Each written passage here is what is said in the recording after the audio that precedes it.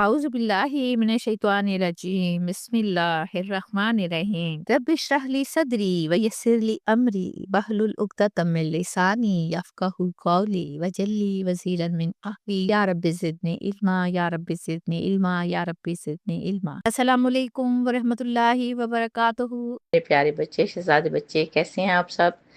اللہ تعالیٰ آپ کو اپنے حفظ و امان میں رکھے، اللہ تعالیٰ آپ کے لیے آسانیاں فراہم کرے، اور آپ جس فیلڈ میں بھی جائیں اللہ تعالیٰ آپ کو وہاں ہدایت دینے کی ذمہ داری سونپے، اور اللہ تعالیٰ آپ کو داعی دین بنائے، آمین ثم آمین۔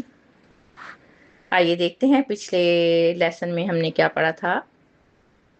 ہم نے پڑھا حضرت نوح علیہ السلام کی نسل سے دنیا دوبارہ آباد ہوئی، اور بنی اسرائیل بھی ان کی اولاد میں سے تھے۔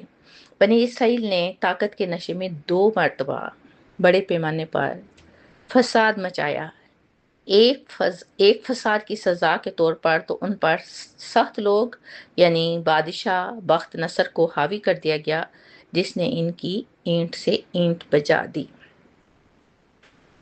آج ہم پڑھیں گے سورت بنی اسرائیل کی آیت نمبر 6۔ ثم رددنا، پھر ہم نے دوبارہ دیا، لَكُمُ الْكَرَّةَ عَلَيْهِمْ، تمہیں غلبہ ان پر، وَأَمْدَدْنَكُمْ، اور ہم نے مدد دی تمہیں، بِأَمْوَالٍ وَبَنِينَ، تمہیں مالوں اور بیٹوں سے، وَجَعَلْنَكُمْ، اور ہم نے کر دیا تمہیں اکثر نفیرہ، تعداد میں بہت زیادہ۔ پچھلی آیت میں ہم نے بنی اسرائیل کے پہلے فساد کی سزا کے بارے میں پڑھا ہے نا، جب ان پر ان سے زیادہ سخت لوگ یعنی بخت نصر بادشاہ مسلط کر دیے گئے۔ اب اس آیت میں اللہ تعالیٰ فرماتے ہیں کہ پھر ہم نے تمہیں دوبارہ، کس کو دوبارہ؟ بنی اسرائیل کو دوبارہ ان پر غلبہ دیا، یعنی حکمرانوں پر۔ اب غلبے سے کیا مراد ہے؟ کہ پھر فضل و کرم کیا۔ جب بابل والوں نے انہیں تباہ کیا، یروشلم برباد ہوا، وہ ذلیل و خوار ہوئے، تو اللہ تعالیٰ نے ان کی کوتاہیوں کو معاف کیا اور بنی اسرائیل کو دوبارہ طاقت دی، پھر ابھرتے ہوئے خوشحالی کے حالات عطا فرمائے۔ اب تو چاہیے تھا نا، کیا چاہیے تھا بھلا؟ اب تو چاہیے تھا کہ اللہ تعالیٰ کے شکر گزار ہوتے، کیونکہ یہ وہ زمانہ تھا جب بابل کی سلطنت ختم ہوئی اور فارسی بادشاہ کورش نے بنی اسرائیل کو آزادی دی۔ وہ دوبارہ اپنے وطن واپس آئے، اپنی بستیاں آباد کی، اور ان کی قومی زندگی ایک مرتبہ پھر بحال ہو گئی۔ الکرتا سے مراد ہے دوبارہ اقتدار اور غلبہ، یعنی اللہ نے ان کی کھوئی ہوئی طاقت واپس کر دی۔ پھر اللہ تعالیٰ فرماتے کہ ہم نے تمہیں مدد دی تمہارے مالوں اور بیٹوں سے۔ اس سے یہ بات دیکھیں واضح ہو جاتی ہے نا کہ اللہ تعالیٰ نے انہیں دولت، اولاد اور معاشی خوشحالی دی، ان کی آبادی بڑی، وسائل بڑے، اور اجتماعی قوت میں بے حد اضافہ ہوا۔ اب آپ دل سے غور کریں کہ ہمیں اللہ تعالیٰ نے اپنے نائب کے طور پر پیدا کیا نا، ہم تو اللہ کا فخر تھے نا، لیکن ہم کیا سے کیا ہو گئے؟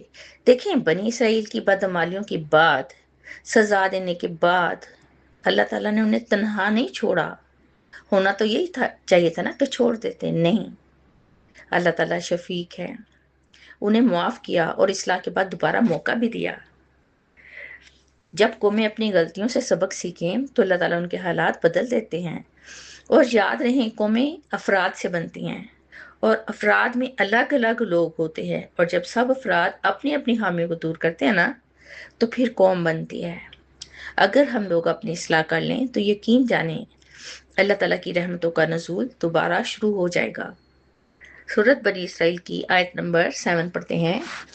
ان احسن تم، اگر تم نے بھلائی کی، احسن تم تو تم نے بھلائی کی، لِأَنفُسِكُمْ، اپنے نفسوں کے لیے، اپنی جان کے لیے، وَإِنْ أَسَأْتُمْ، اور اگر تم نے برائی کی، فَلَهَا، تو وہ بھی انہی نفسوں کے لیے ہے۔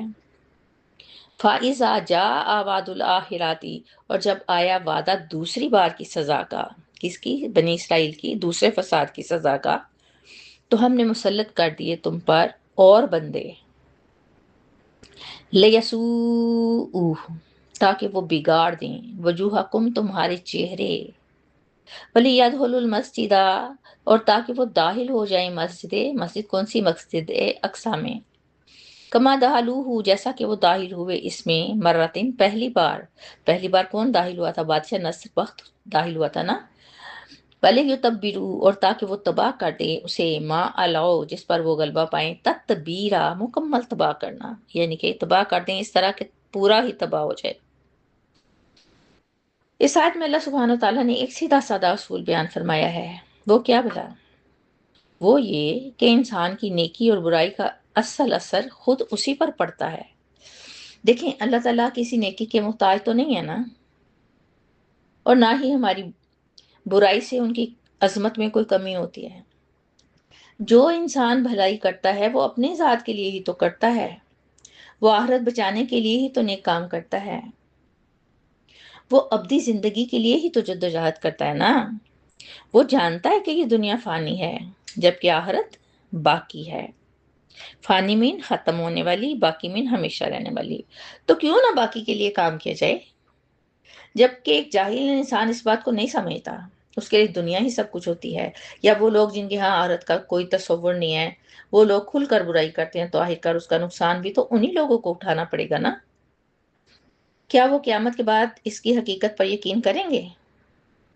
کیا وہ دنیا میں واپس آ کر اپنے آپ کو بدلنا چاہیں گے؟ دیکھیں، ایسا تو کچھ نہیں ہونے والا نا۔ اب اس آیت میں ان کے یعنی بنی اسرائیل کے دوسرے کیے گئے فساد کی ذکر آ رہا ہے۔ ہم نے پہلی سزا پھر دوبارہ ان کے غلبے کے بارے میں جان لیا ہے۔ پہلے سزا ملی، پھر اللہ نے غلبہ دیا، اب کیا ہو رہا ہے؟ اب دوسرے بڑے فساد اور انجام کا ذکر ہے۔ پہلی تباہی کے بعد اللہ تعالیٰ نے دوبارہ موقع دیا تھا نا، لیکن پھر وہی سرکشی، ظلم، دینی تحریف اور انبیاء کی مخالفت میں مبتلا ہو گئے۔ چنانچہ بعد الآخرہ میں یعنی دوسرے عذاب کا وقت آ گیا۔ اس سے مراد وہ حملہ ہے جو ان پر رومیوں نے کیا۔ رومی جنرل ٹائٹس نے یروشلم کو تباہ کیا اور بنی اسرائیل کو سخت ذلت اور شکست کا سامنا کرنا پڑا۔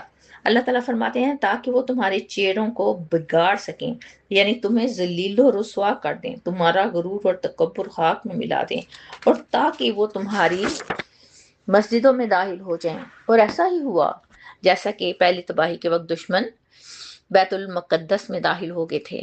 اور آیت کے آخری حصے میں اللہ تعالیٰ فرماتے ہیں کہ دشمنوں نے بنی اسرائیل کی ہر اس چیز کو تباہ کر دیا جن پر انہیں فخر تھا۔ ان کی حکومت گئی، ان کی عبادت گاہیں مسمار ہوئیں، اور قومی طاقت کا کباڑہ ہو گیا۔ دیکھیں، اللہ کا قانون سب کے لیے ایک جیسا ہے، اور بنی اسرائیل تو اللہ تعالیٰ کی لاڈلی قوم تھی، لیکن قانون ان کے لیے بھی وہی تھا۔ اللہ تعالیٰ نے اس قوم کی ہر خواہش اور مطالبے کو پورا کیا، لیکن کچھ نتیجہ نہیں نکلا، اور آخرکار اللہ تعالیٰ نے ان سے نبوت لے کر حضرت اسماعیل کی اولاد کو دے دی، یعنی حضرت محمد صلی اللہ علیہ وآلہ وسلم حضرت اسماعیل کی اولاد سے ہیں۔ باقی سارے نبی حضرت اسحاق علیہ السلام کی اولاد سے تھے۔ تو بتائیے نا، یہ زوال کیوں آیا؟ رہی ہزاروں میں سے ایک بات، جب ظلم، تکبر، دین سے دوری اور اخلاقی فساد جیسی برائیاں کسی قوم میں رچ بس جاتی ہیں تو پھر اس کا زوال یقینی ہو جاتا ہے، اور جو قوم توبہ، اصلاح اور عدل کا راستہ اختیار کرے تو اللہ تعالیٰ اسے عزت دے دیتے ہیں۔ سورہ بنی اسرائیل کی آیت نمبر 8 پڑھتے ہیں، عسیٰ ربکم، قریب ہے تمہارا رب، این یرحمکم، تم پر رحم کرے، وَإِنْ عُدْتُمْ، اور اگر تم دوبارہ کرو گے ایسی حرکتیں، ادنا، تو پھر دوبارہ ہم بھی کریں گے وہی سلوک، وجعلنا، اور ہم نے بنایا جہنم للکافرین حصیرا، جہنم کو کافروں کے لیے قید خانہ۔ اللہ سبحانہ تعالیٰ اس آیت میں فرماتے ہیں کہ امید ہے، یعنی وہ وقت قریب ہے کہ تمہارا رب تم پر پھر رحم کر دے۔ بات کو سمجھیں، 2 دفعہ انہوں نے فساد کیا، 2 دفعہ سزا ملی، پھر بھی اللہ تعالیٰ تسلی دے رہے ہیں کہ ہو سکتا ہے تمہارا رب تم پر رحم کر دے۔ یہ امید بنی اسرائیل کو دی ہے، اور تنبیہ فرمائی ہے کہ اگر وہ اپنی اصلاح کر لیں، اللہ تعالیٰ کی طرف رجوع کر لیں، تو ابھی بھی ان پر رحمت کے دروازے بند نہیں ہوئے۔ یہاں اللہ تعالیٰ کی طرف سے مہربانی اور شفقت جھلک رہی ہے، صاف نظر آ رہی ہے۔ یعنی اتنی نافرمانی اور عذابوں کے بعد اگر انسان توبہ کرے تو اللہ تعالیٰ معاف فرما دیتے ہیں، لیکن ساتھ ہی اللہ تعالیٰ نے تنبیہ فرما دی کہ اگر تم دوبارہ ایسی حرکتیں یعنی ظلم و فساد کرو گے تو ہم بھی سزا اور پکڑ کی طرف لوٹ آئیں گے۔ یہ معاملہ صرف بنی اسرائیل کے ساتھ نہیں بلکہ تمام انسانیت کے لیے یہی پیغام ہے۔ مسلمان بھی اگر کتاب کو چھوڑ دیں گے، ظلم و ستم کو روا رکھیں گے تو ان کا حال بھی یہی ہوگا۔ آخر میں فرماتے ہیں کہ ہم نے کافروں کے لیے جہنم کو قید خانہ بنا دیا۔ حسیرہ کا مطلب ہے ایسی جگہ جسے چاروں طرف سے گھیر لیا جائے، یعنی جہنم ایسا قید خانہ ہوگا جہاں سے نکلنے کا سوال ہی پیدا نہیں ہوتا، کیونکہ آخرت کی سزا اصل اور دائمی ہے۔ دو اصول: توبہ کرنے والے پر رحم کیا جائے گا اور سرکشی کرنے والوں کی پکڑ ہوگی۔ فیصلہ آپ نے کرنا ہے، ہنستے رہیے، بستے رہیے، خوش رہیے، بات رہیے، اللہ کی امان میں رہیے۔ انشاءاللہ پھر ملیں گے، تب تک کے لیے اللہ حافظ۔